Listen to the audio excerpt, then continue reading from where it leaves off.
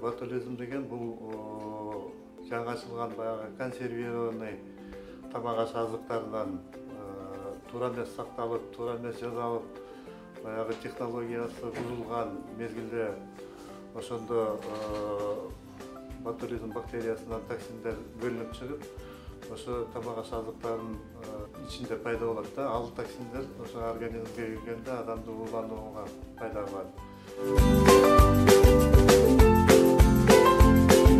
Инкубационный период деп коебуз. Бул баягы орун башталышыда 2 сааттан 10 суткага чейин ошонун ичинде организмден уулануу пайда кылышы мүмкүн. Эң биринчи симптомдору болуп, бул адамдын баягы өзүн начар сезип, баш айланып, жүрөк айланып, көздөрү жакшы көрбөй, баягы өзүн баягы слабость сезип ошондой болуп башталат да.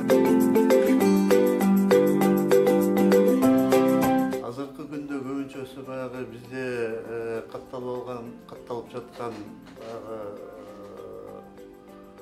уулануулар бул үйдөгү жасалган консервалардан болот да. Ошондуктан баягы айтып кете турган нерсе, үйдөгү ошо жасалган консерваларды жасоодо ар дайым баягы технологиясын сактап, баягы банкаларды стерилизация кылып, жасала турган ошо жемиштерди алардын баарын таза жууп, ошолордон жасаш керек да.